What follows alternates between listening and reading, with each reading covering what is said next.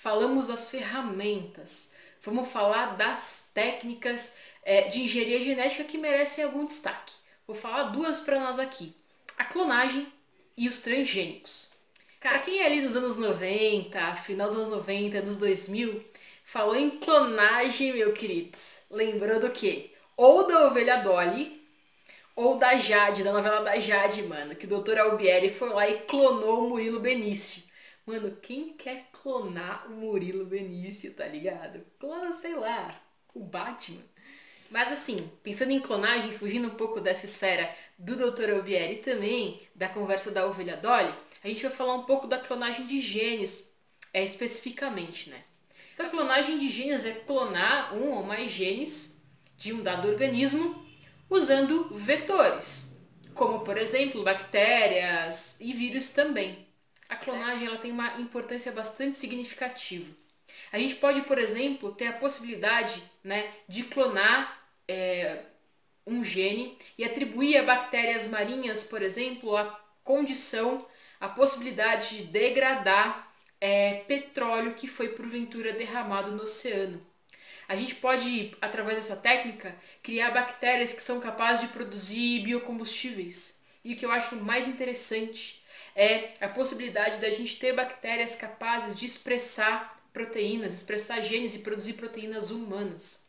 Por exemplo, a bactéria que é capaz de produzir hormônio GH, bactéria que é capaz de produzir o fator de coagulação número 8, muito importante para os hemofílicos. E a bactéria que é capaz, velho, de produzir a insulina, certo? Vamos dar uma olhada na técnica da clonagem de genes mais de perto. Vou chamar você para ver como é que esse rolê acontece. Dali. Repara com atenção nessa imagem.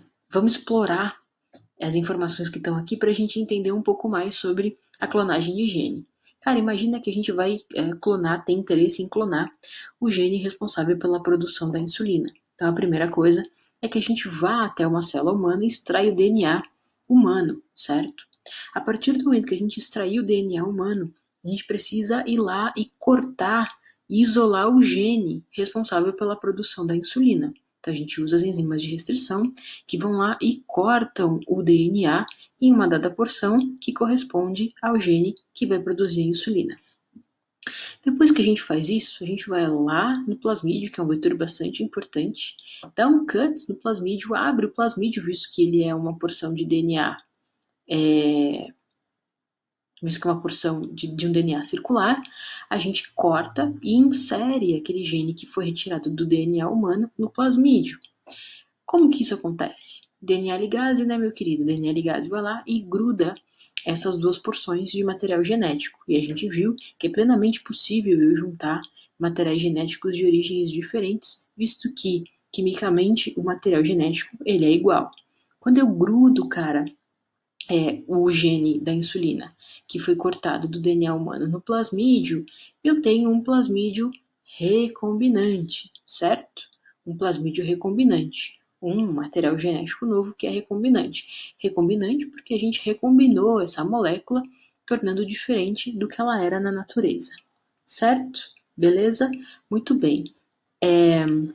O plasmídio recombinante, que é esse aqui, é colocado numa cultura de bactérias que vão passar por um choque térmico e vão absorver, algumas vão absorver esse plasmídio recombinante.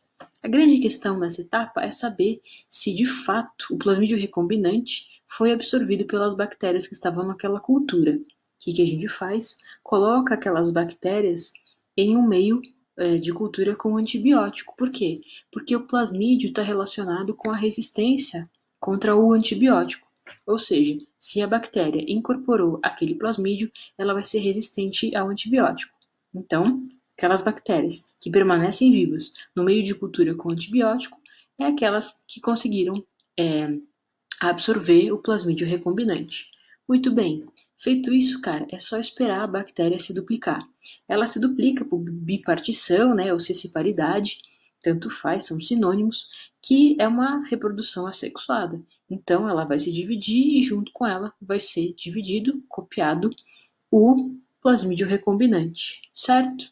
Muito bem. E aí a gente clona esse gene com a divisão da bactéria. Se a bactéria se reproduzir gerando inúmeros descendentes, serão inúmeros genes clonados. E olha que interessante, não bastasse só o gene ser clonado pela bactéria, ele ainda vai ser expresso. A bactéria consegue então produzir proteínas a partir desse gene, e proteínas relacionadas com a insulina. Então a insulina ela acaba sendo produzida pelas bactérias a partir de um gene humano.